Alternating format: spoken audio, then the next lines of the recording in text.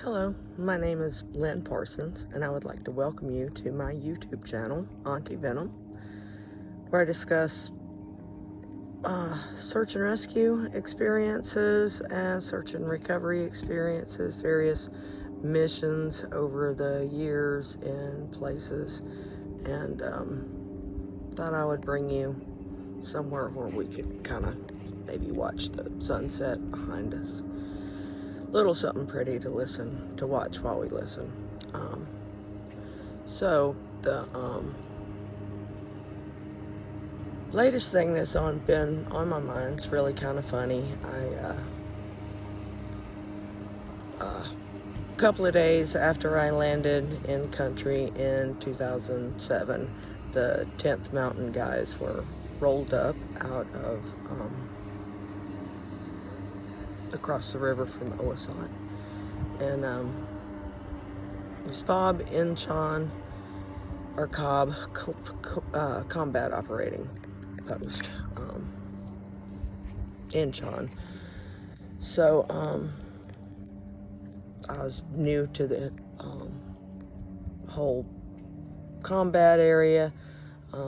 This was something that I was not prepared for.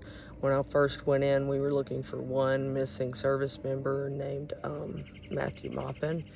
So I happened to get there right at the time another group of service members were abducted, and so immediately we started as a team.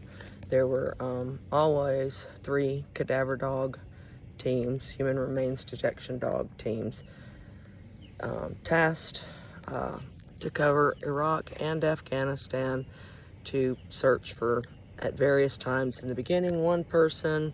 By the end, it was all kinds of people that we were searching for. The bugs have come out. Oh no.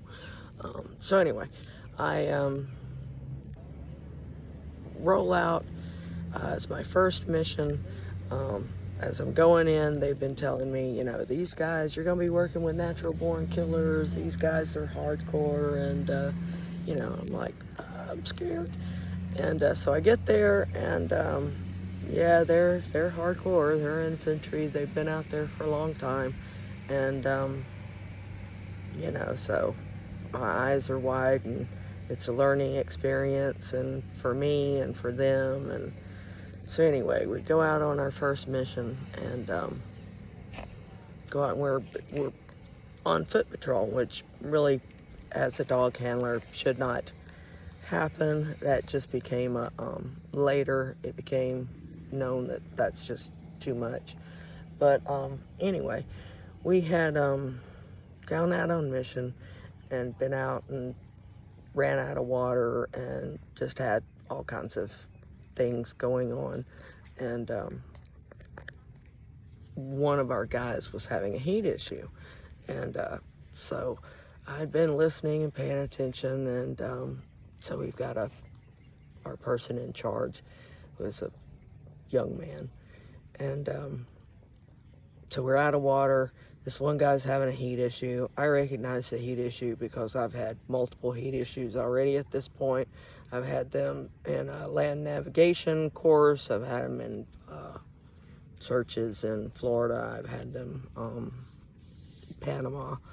So anyway, I recognize the signs of a heat injury. And the lieutenant is doing his, probably shouldn't have said the rank. But anyway, so they're doing their thing. They're not really noticing, and I lose it, and I start screaming. We've got one person here with a heat injury, and my dog's, later I would learn the term, is smoked. Everybody needs water. So I'm yelling at the guy, and sure enough, things start happening then, and his team members start helping me pull his shirt open, take his boots off, start putting what water we do have out of our camelbacks onto him to cool him off. And anyway, so we're getting him cooled off. I've thrown my dog's leash at someone. Here, hold the dog while I'm doing all of this.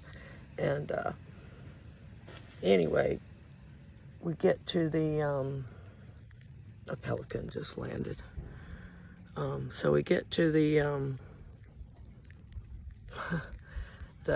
next thing I know, we're rolling out and we're met on the road with Humvee with water to resupply the guys that are still left out there. And my dog, myself, and the person with a heat injury go back to post, and he receives fluids. And anyway, but while all of this is going on, he like looks up at me, and I'm 36 years old when I first get there, and these guys are 18, 19 years old, you know, so I'm fussing and cussing and carrying on, and he looks up at me after all of this, he says, "You remind me of my mom." I was like, oh, I should slap you. But it was a wonderful memory and hard-learned lessons, and so here's another not so bad story from my past. I hope you enjoyed it.